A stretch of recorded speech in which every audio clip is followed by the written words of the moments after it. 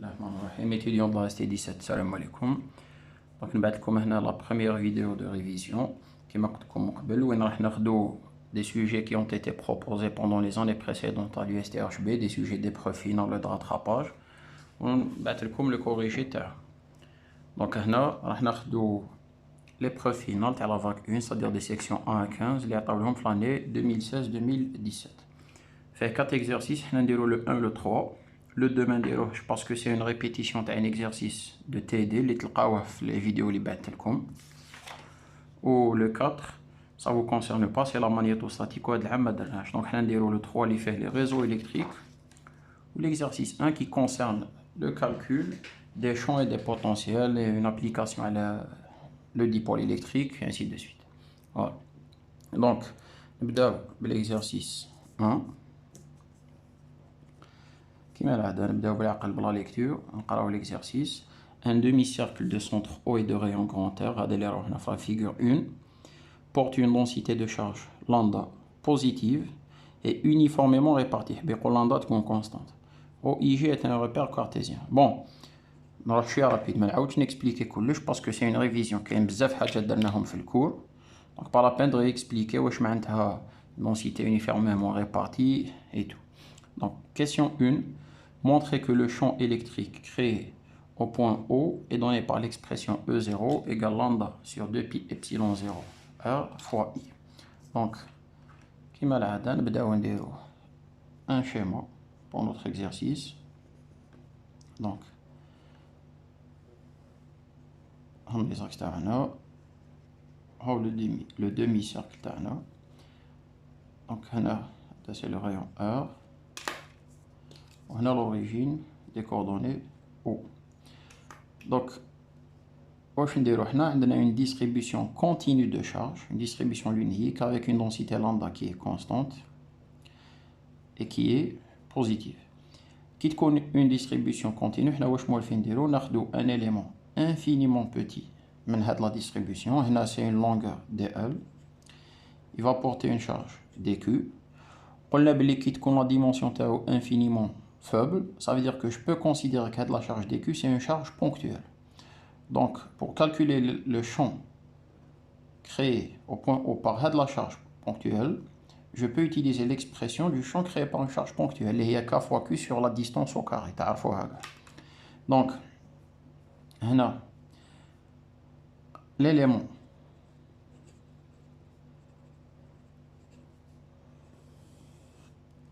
dl porte, donc l'élément, c'est-à-dire l'élément infinitésimal, porte une charge dq qui est égale à lambda fois dl, parce que la distribution linéique, sa densité, elle est définie par dq sur dl. déjà. Et crée en haut le champ dE. Donc, on a DE de tout sortant parce que la charge elle est positive. Il faut remarquer qu'on calculer les champs et les potentiels créés par des distributions continues, même pour des distributions discrètes de charge. C'est toujours intéressant de remarquer les symétries liquéennes. Quand on remarque une symétrie pour la distribution de charge, ça dit accélérer le calcul de champ. Pour raison de symétrie, pour raison de symétrie, ne remarquez oublier l'axe OX, c'est un axe de symétrie pour le demi-cercle, c'est-à-dire le symétrique c'est le quart de cercle qui est tard. Pour raison de symétrie, le champ DE, le champ E total qui va être créé par tout le demi-cercle, le champ E, E0, sera porté par OX. Là, les marouchés, voilà. On expliquer rapidement. On a le repère OX, OY, un demi-cercle. واش معناتها كي نقول بلي OX c'est un axe de symétrie. بيقول لنا كي ناخذ هنا un élément dl, il va me créer un champ dE. كاين le symétrique تاعو par rapport à l'axe dx, هذا il me crée un autre champ dE. c'est le symétrique par rapport à cet axe. Donc, qui نسوميهم c'est-à-dire la somme la résultante sur l'axe des x. Si je décompose DE en deux composantes, DEX et DEY, ou en deux composantes, نشوف بلي هادو elles s'annulent. يبقى la somme des deux sur l'axe des x. ومن بعد chaque fois ناخذ un élément عنده le symétrique تاعو. Donc حب يقول le champ E créé par le quart de cercle اللي راهو الفوق مع le champ créé par le quart de cercle اللي راهو تحت كي ناديسيونيهم طيح لنا un champ porté par l'axe des x. واش حب يقول dans la suite de mes calculs, je ne vais pas m'intéresser à la composante DEY parce que quand je vais additionner les DEY les éléments de charge, ça va me donner une composante nulle. Donc je ne vais pas la traîner durant tout l'exercice. Je vais me concentrer sur la composante DEX, c'est-à-dire la symétrie. Donc pour raison de symétrie, le champ sera porté par OX. Je vais la composante DEX. Donc DEX, c'est quoi? C'est une composante qui est portée par I, et c'est had DE en module fois cosinus de l'angle. L'angle, on va θ. DE cosinus θ. Donc, DE, c'est le module de le champ E. Mais on a le champ DE. C'est un champ créé par un élément infiniment petit, donc une charge qu'on peut considérer comme ponctuelle. Donc, je peux appliquer la règle K fois dQ sur la distance au carré. C'est K fois lambda dL, dQ c'est lambda dL, sur R au carré, cosinus θ fois I. En bas, il suffit de remarquer que dL, c'est R dθ. Voilà. Parce que le cas nous dit supposons que θ c'est ça. Je fais une variation infiniment petite à l'angle θ pour obtenir l'élément dL. Donc,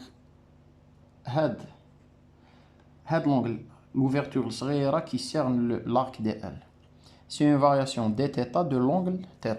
Bon, si c'est pas clair, on va en plus grand. Je te fais un mot. Bon.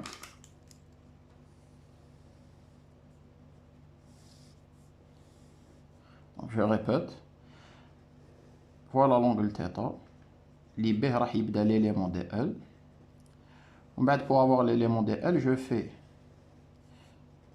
une variation infiniment petite. Je mets à dθ à l'angle θ. Donc, l'ouverture, ce n'est qu'une variation infinitésimale de l'angle θ. Donc maintenant, l'arc, c'est quoi? C'est l'angle, c'est-à-dire dθ fois le rayon. Donc c'est R dθ.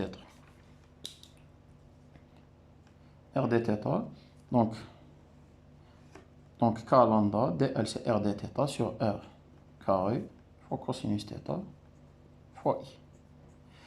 Maintenant, si je veux le champ E0 total, K lambda, je vais le sortir, c'est une constante. La seule variable, c'est cosinus θ dθ. Je vais faire quoi?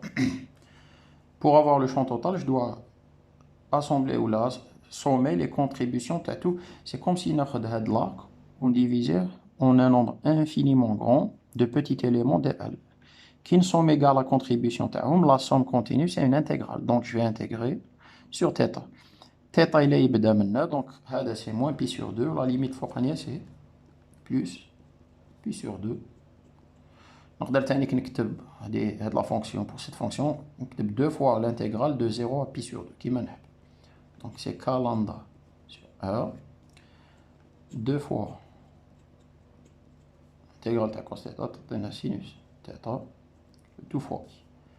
Donc sinus pi sur 2 c'est 1, sinus 0, 0, donc 2 fois K fois lambda, on a I sur R. Mais K c'est quoi? C'est 1 sur 4 pi epsilon 0. Donc, simplifier au je prends le fort lambda sur 2 pi epsilon 0 R fois I. Donc, ce qui a été demandé pour la question 1. Donc, on va la question 2. Pour la question 2, je parle comme déterminer l'expression du potentiel V0 créé au point O. Donc, pour le potentiel, on peut aller soit par un calcul direct, soit en utilisant la relation dV égale moins E dl. Donc, est-ce qu'on peut utiliser la relation dV égale moins E dl? Non, on ne peut pas l'utiliser, voilà, parce que j'ai l'expression du champ E en un point O, pas sur tout l'axe des X. Donc, on peut donner un calcul direct. Donc, l'élément dl, là où nous l'élève,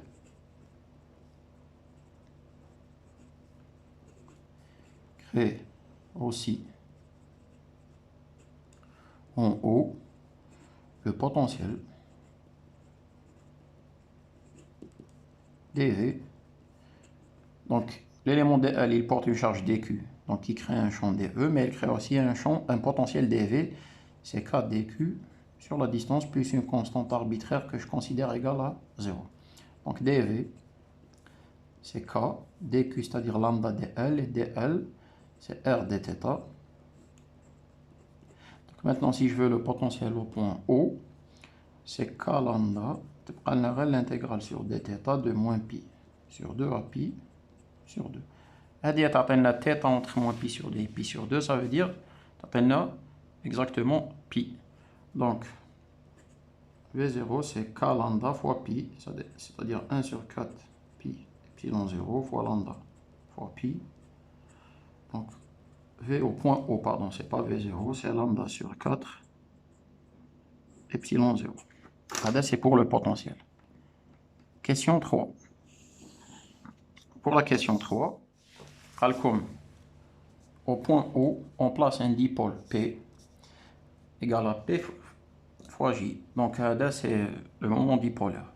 Mobile autour de son milieu et faisant un angle de pi sur 2 avec l'horizontale. Donc, même il a qu'un oublié des fois, on est un peu rapidement. Les réponses. Il suffit de revenir aux vidéos de cours et de TD. Par exemple, les premières vidéos, le dipôle électrique, vous pouvez réviser. Donc, je ne vais pas refaire le cours à chaque exercice. Donc, هنا واش عندنا كلا نعاود نرسم le demi-cercle تاعي. Ce qui est sûr, c'est qu'on a un champ E0 qui est parallèle, qui est sortant et qui est parallèle à l'axe des X. C'est une composante E0 fois I. Il n'y a pas de composante suivant J. هنايا نحطو un dipôle de moment dipolaire P qui fait un angle pi sur 2 avec l'horizontale. Il a un angle de pi sur 2 avec le champ E. Question A. Déterminer l'expression du moment du couple taux exercé sur le dipôle P. Par définition, taux c'est P vectoriel E. Pas la peine de démontrer ce qui a été fait en cours, sauf si on vous le demande. Attends la définition directement. Donc, le produit vectoriel, les composantes P, P ont une composante suivant l'axe des Y. C'est P fois J. Pas de composante suivant l'axe des X et pas de composante suivant OZ. Le champ E0 par contre, c'est E0 fois I. E0. Pas de composante suivant J, pas de composante suivant K. Donc, on a qui plus I fois P fois 0 moins 0 fois 0 moins J, 0 fois 0 moins E0 fois 0 on a plus K fois 0 moins E0P. Donc, moins P E0 fois K. هاي l'expression تاعتو. Et pas la peine de remplacer E0. E0 إلا حبيتو عاودو كتبوها. وحدو E0 c'est 2 pi. Ou la lambda sur 2 pi epsilon 0 fois R. Très bien. Question B. Déterminer l'expression de l'énergie potentielle du dipôle. Kif la définition. EP c'est moins P scalaire E. C'est-à-dire moins P en module. Donc, tel qu'ils nous ont écrit, donc P c'est P fois J. On va supposer que P est positif. Parce que normalement, qui est P est égal à P fois J. P c'est une composante d'être négative. Mais ne m'actibonnage PY fois J. Donc je suppose que ça c'est un module. Donc P fois E0, le module, fois. Donc pour le produit scalaire, c'est quoi? Cosinus de l'angle qui est entre E0 et P. Et l'angle c'est combien? C'est pi sur 2. Cosinus pi sur 2 c'est nul. Donc l'énergie potentielle. Faites la position de le dipôle, elle est égale à 0 joule. Ensuite, question C. Déterminer l'expression du travail des forces électrostatiques pour que ce dipôle atteigne sa position d'équilibre stable. حنا رانا عارفين بليك هذا le couple de force il va le faire tourner dans ce sens حتى يولي parallèle et dans pardon c'est P حتى يولي parallèle et dans le même sens que E0. C'est-à-dire يولي يدير un angle de 0 degré avec E0. Donc il va tourner de 90 degrés vers la droite. C'est-à-dire la position finale. Le travail des forces électrostatiques, E, WE, à la bonne c'est moins delta EP, parce que les forces électrostatiques, c'est des forces conservatives. Donc, delta EP, c'est EP final moins EP initial, mais moins tous les EP initial moins EP final. Mais EP initial, c'est 0, la position initiale. La position finale, c'est quoi moins E? L'énergie potentielle, c'est toujours moins EP, ou la moins E0, pardon, scalaire P. Donc, moins mal moins يروح يبقى لنا E0 fois P fois le cosinus de quoi? L'angle entre E0 et P, la position finale, c'est 0, c'est-à-dire 1. Donc, le travail des forces électrostatiques, c'est E0 fois P. Question 4. À présent, on enlève le dipôle électrique, et on lance une charge Q positive de l'infini en direction de haut.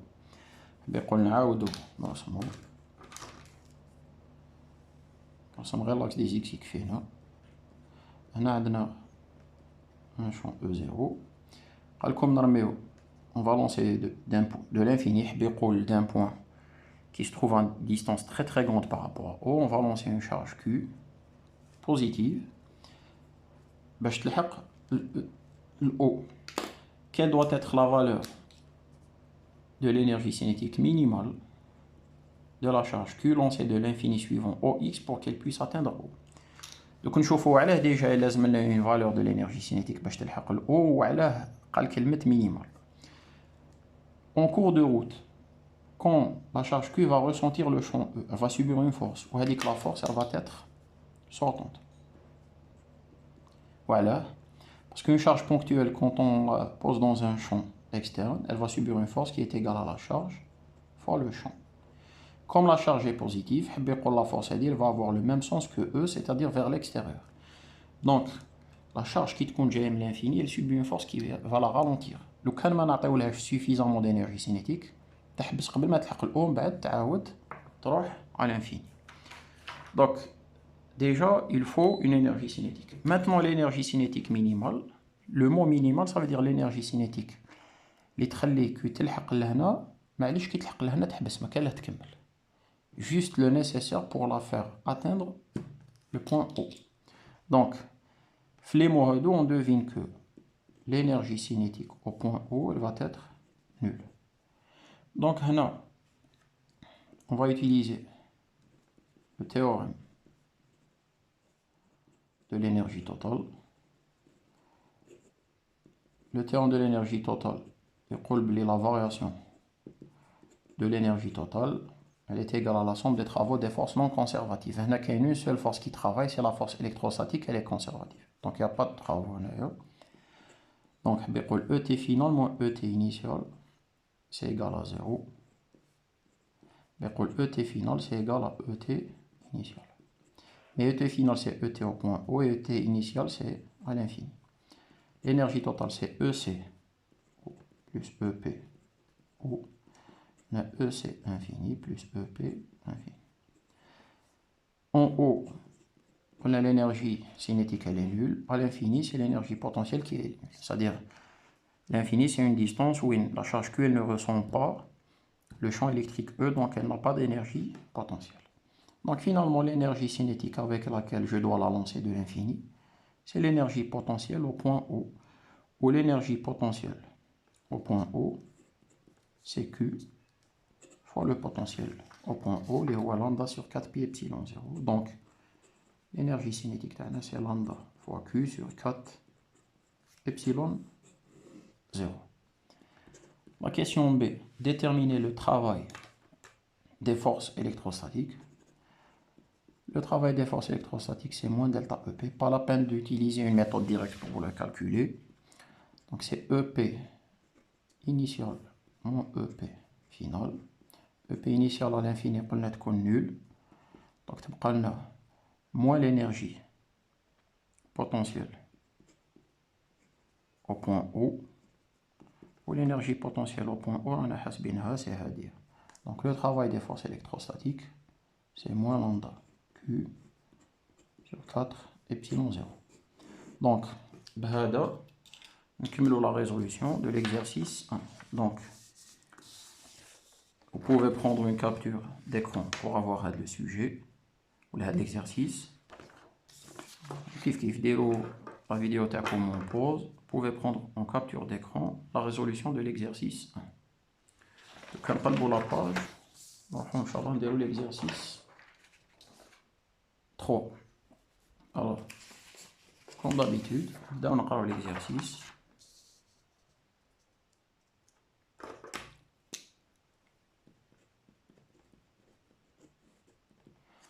Comme le circuit ci-dessous, le circuit de la figure 4, contient deux générateurs de force électromotrice E1 égale à 2E2 égale à 4E. E1 ou 4E ou E2 il est égal à 2, qui marque autre chose. De résistance interne R1 égale R2 égale petit r. Un récepteur pur idéal, il y a une douche résistance interne de force contre-électromotrice petit e et un condensateur de capacité C. Initialement déchargé, main douche une charge. L'interrupteur K peut se mettre sur deux positions, une et deux. À tal comme E c'est 3 volts, petit e c'est 2 volts, R c'est 2 ohms, et la capacité C c'est 10 microfarads. Donc, on a deux parties. Faites l'exercice. Partie 1, on met l'interrupteur K en position 1.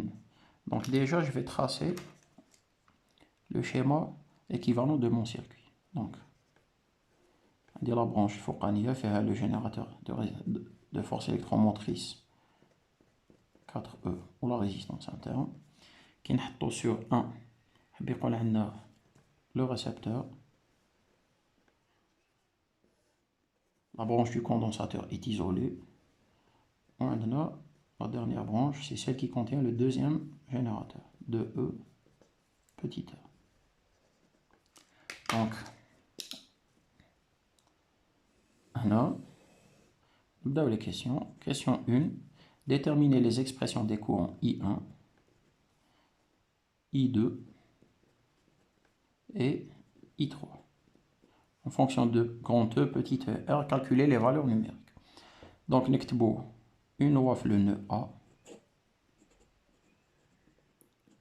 Pour ce qui est du nœud A, on a la somme des courants rentrants, c'est-à-dire I3 plus I2, elle est égale à la somme des courants sortants, ou l'un des le nœud 1 des voilà. Le courant entrant, c'est I1. Les courants sortants, c'est I2 plus I3. On a une loi des mailles. La maille 1, donc, moins 4E plus petit r I1 plus petit e égale 0. On a une autre maille 2. Donc, moins 2E moins petit e plus r I2 égale 0. On a l'avantage lundi, on a une équation fait erreur I1, une équation fait erreur I2. Donc, laquelle on utilise la méthode de Cramer, on utilise chaque courant wahdo. On va relation 1, relation 2 et relation 3. Donc, la relation 2, on a déjà I1. Donc, R I1, c'est 4 grand E moins petit e. Donc, I1, c'est 4E moins petit e sur R. I1. Relation 3. On a petit r I2, c'est égal à quoi? C'est 2E plus petit e. Pour I2, c'est 2E plus petit e sur petit e. La relation 1, on a I3. I3 c'est I1 moins I2. Donc I3. Qui نديرو هذا moins هذا 4E moins 2E. C'est 2E. Au moins E moins E moins 2 petit e. Donc نخرج 2 en facteur. تولي E moins petit e sur A. Pour ce qui est des valeurs numériques, 4 fois 3 volts, c'est 12. Moins 2, c'est 10. Divisé par 2, c'est 5 ampères. I2, 2 fois 3, 6. Plus 2, 8. Divisé par 2, 4 ampères. Ou I3, c'est I1 moins I2, c'est 1 ampère. Donc, c'est les valeurs numériques. Question 2. Calculer la puissance fournie par les générateurs. Donc, la puissance fournie par le générateur 1, c'est 4E fois le courant I1, c'est 4 fois 3 volts fois I1 qui est égal à 5 ampères. 12 fois 5, 60 watts. Et la puissance fournie par le générateur 1. La puissance fournie par le générateur 2, c'est 2E fois le courant I2. C'est 2 fois 3 volts fois I2, c'est-à-dire 4. 2 fois 3, 6 fois 4, 24 watts. C'est la puissance du générateur 2. Même bête.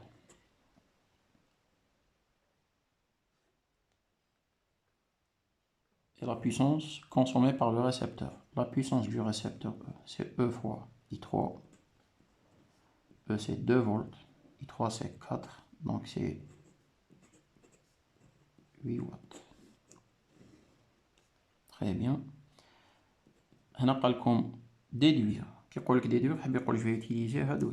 Déduire la valeur de la puissance dissipée par effet Joule. حنا كي نشوفوا le circuit تاعنا. Les deux générateurs fournissent une puissance. Eux, ils consomment une partie de la puissance. Le reste, ils dévoilent les deux résistances. Donc, la puissance dissipée par effet Joule, c'est les puissances fournies par les générateurs, moins la puissance consommée dans le récepteur. C'est-à-dire 60 watts, plus 24, moins 8. Donc, 60 et 24, ça fait 84, moins 8, ça veut dire 76 watts. Maintenant, comment on va vérifier qu'on ne s'est pas trompé? On va calculer la puissance dissipée par effet Joule par une manière directe.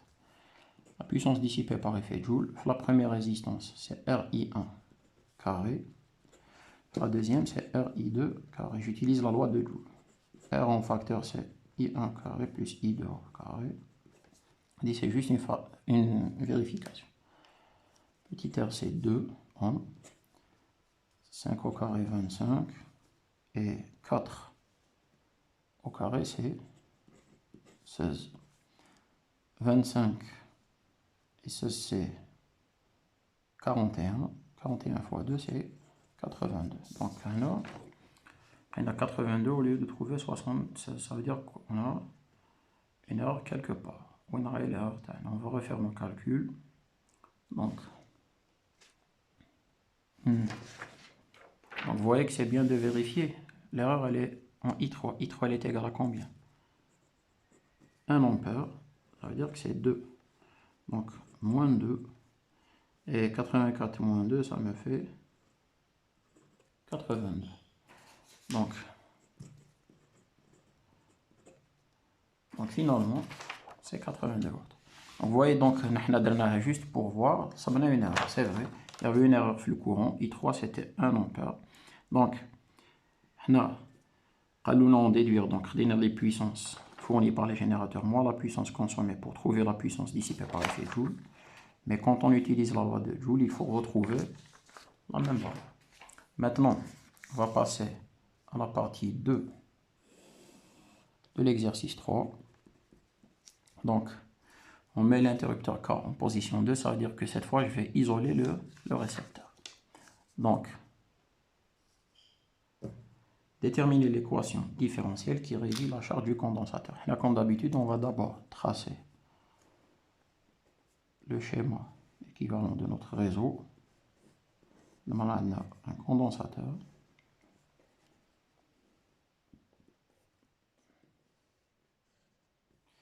Il va se charger par ce courant I4, donc on a une charge positive, on a négative. Générateur 4E, petit r. J'ai oublié la résistance, petit r et 2. Courant I1, courant I2. Ce n'est pas les mêmes valeurs que les courants. Faites attention, on a déjà qu'on a un régime transitoire où les courants seront variés. Alors, kiff, pour résoudre le problème, je vais écrire d'abord une loi des nœuds et deux lois des mailles. Donc, le nœud, c'est B, donc I1, le nœud B, I1 égale à quoi? I2 plus I4. ناخد هذه نسميها maille 1.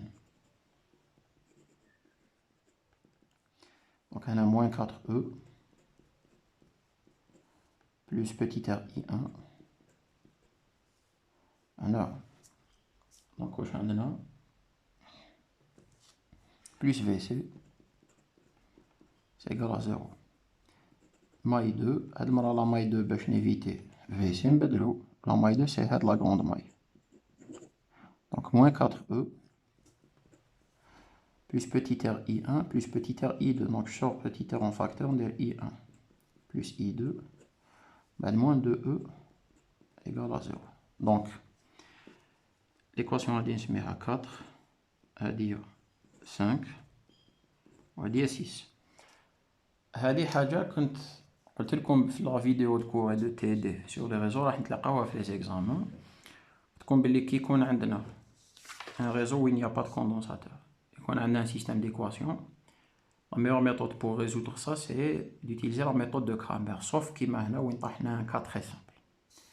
Qui connaît un condensateur, l'objectif en général, c'est de trouver l'équation différentielle et de la résoudre. On a une méthode de Cramer. Alors, on a l'idée que nous devons faire. Nous devons faire une équation qui fait I4 ou VC. Parce que I4, c'est le courant de charge du condensateur. Où est-ce qu'il charger le condensateur? Où est-ce qu'il comme étant dQ sur dt tel que Q c'est la charge du condensateur, ou VC, ou Q sur C. Alors comment je vais faire? Je remarque que l'équation 5 fait un VC et I1, donc fait déjà VC. I1 c'est pas le courant de charge, l'équation 6 fait I1, I2. Je vais trouver I2 en fonction de I1, parce que I1 est canon. Qui aura I2 en fonction de I1 fait l'équation 6, on fait l'équation 4. On a I1 et I4. Je vais trouver I1 en fonction de I4 et je l'injecte ici. On a une équation fait I4 ou VC. Donc je répète, l'équation 6. Je vais trouver I2 en fonction de I1 parce que là je veux garder I1 où est l'équation à 10. Donc moins 4E moins 2E. On a 6E. On a la distribution RI1. Moins petit RI1, on a RI2. Ça veut dire que I2, c'est 6E sur petit r, moins RI1 sur petit r, pour le moins I1. Ouais. J'ai trouvé I2. Je vais l'injecter dans l'équation 4. Donc, tout les I1 égale I2, c'est-à-dire 6E sur R moins I1 plus I4. Mais, moins I1. Alors, les deux I1. Ça veut dire que I1, c'est quoi? Tout ça divisé par 2. Garde. Donc, tous les 3E sur petit r plus I4 divisé par 2. Une fois que j'ai trouvé I1 fonction de I4, j'ai l'équation 5. Donc, tous les moins 4E plus petit r fois I1. Donc, drop petit r. Donc, le premier élément qui est fois petit r, il fera 3E. Il est plus petit r sur 2 fois I4. plus VC égale à 0. Donc moins 4E plus 3E, c'est moins E. De l'autre côté, il y a plus E. Puis il y a R sur 2 fois dQ sur dt plus Q sur C. Donc dQ sur dt, je divise tout par R sur 2, tous les Q sur RC sur 2, E sur R sur 2. Là, en général, on fait quoi? Je multiplie en bas par C, en haut par C, pour avoir taux des deux côtés. Donc, là, on peut sous la forme dQ sur dt plus Q sur taux. On a dit tous les le rôle de Q final sur taux, tel que taux c'est RC sur 2 et Q final c'est CE. Voilà l'équation différentielle. Question 2. Donner sa solution sans démonstration. Donc, quand on trouver la solution, on va l'équation différentielle. Quand on donner sa solution sans démonstration, vous avez le droit d'écrire directement la solution. C'est Q final fois 1 exponentielle sur 2. De toute façon, on va voir comme qu'il fait l'équation différentielle. Calculer les valeurs numériques de la charge finale Q finale, la constante de temps taux et l'énergie emmagasinée dans le condensateur. Donc, le Q final, c'est CE. C, c'est 10 microfarads, donc 10 puissance moins 5 farads, fois E, c'est-à-dire 3 volts. Donc, on peut 30 fois 10 puissance moins 6, tout il dit 30 microcoulombs. Taux, c'est RC sur 2. Donc, petit r, c'est 2 ohms, 10 puissance moins 5 sur 2. Donc, on peut 10 fois 10 puissance moins 6 secondes, c'est-à-dire 10 microsecondes. On bat, une fois que j'ai ça,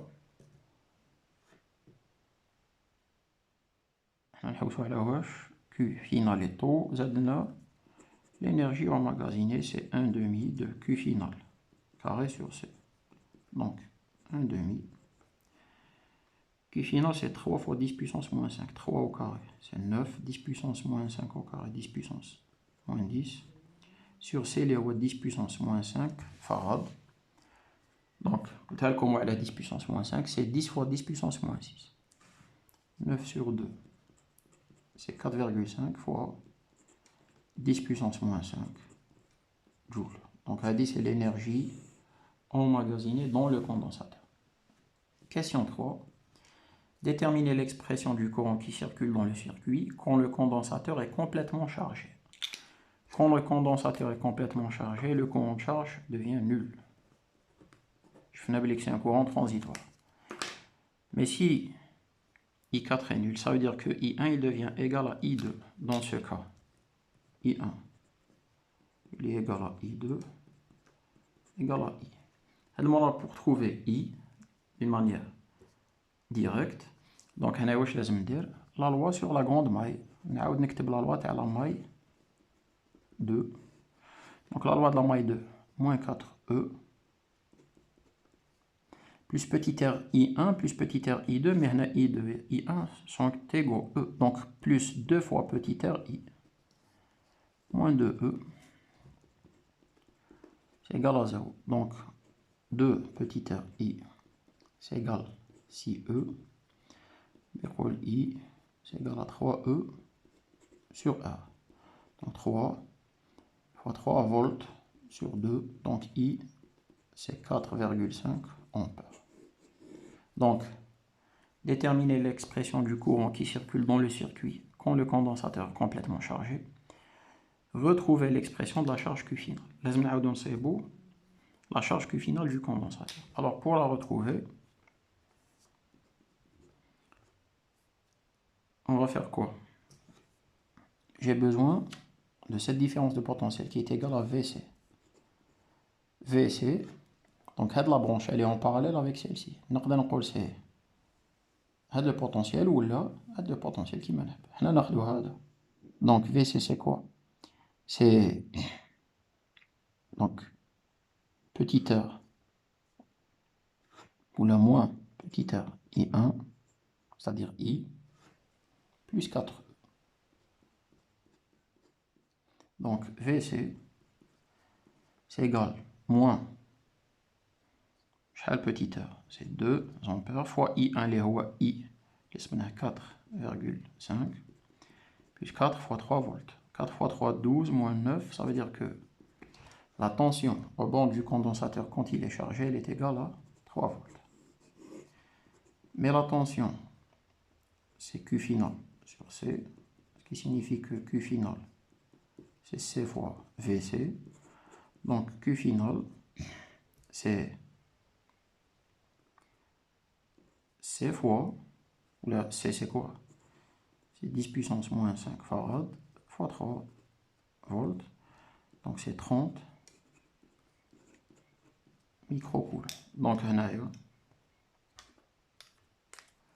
on a bien retrouvé la valeur de Q final qui m'a 30 microcoulombs. Donc on a juste une chose, retrouver l'expression de la charge, parce qu'il demande une expression. On va calculer une valeur numérique. Je pense qu'il voulait parler de la valeur numérique, parce que pour avoir l'expression, je dois garder Hadi comme tel.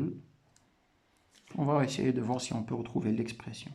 Donc on accepte directement la valeur numérique, VCC moins RI1, mais I c'est de l'expression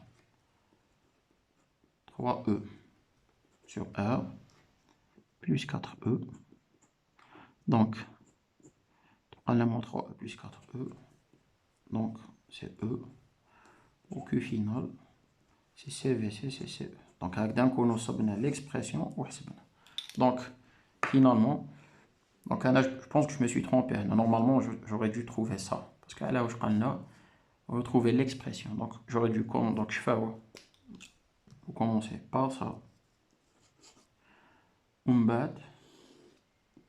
C'est-à-dire si vous voulez. Donc je termine la résolution de l'exercice 2, l'exercice 3 pardon. Donc vous pouvez mettre la vidéo en pause pour prendre une capture d'écran. Même chose pour le corriger. Alors la vidéo la révision je vais vous envoyer Inch'Allah d'autres vidéos avec d'autres sujets d'examen. Et avant de terminer, je voudrais faire une remarque. Donc vous voyez l'exercice l'eau c'est 5 points et demi. L'exercice deuxième c'est 7 points et demi. بيقول déjà leader هادو عنده 13 points. هنا وكنشوفوا في la vidéo رانا في 42 minutes. 42 minutes, j'ai résolu vraiment بالعقل, en lisant les exercices, en expliquant, ainsi de suite. بيقول il ne faut pas avoir peur des examens. En général, vous trouverez toujours des étudiants qui l'examen يجيهم صعيب, des étudiants l'examen يجيهم سهل. Les étudiants qui يجيهم l'examen سهل, ça veut dire qu'ils se sont bien préparés, ils maîtrisent leur cours et leur TD. Les autres non. Donc هنا la remarque تاعي c'est l'exercice 1 qu'on vient de faire et l'exercice 3. Est-ce qu'il y a des questions pièges? Est-ce qu'il y a quelque chose qui n'a pas été fait en cours ou en TD ou non? Donc, avant d'aller faire des sujets d'examen, celui qui ne maîtrise pas encore bien le cours et le TD, je l'invite à aller refaire son cours et son TD. La maîtrise des exercices, elle ne vient que de la maîtrise des cours, ou des notions qu'on voit en cours. Une fois qu'on a bien maîtrisé le cours, on refait les exercices TD. Voilà, les exercices de TD en général. Ils sont choisis, ils sont ordonnés de telle sorte que la difficulté dit blaq. Ça vous permet d'apprendre. Vous pouvez faire n'importe quel sujet d'examen. Voilà, comme ça, salam alaikum.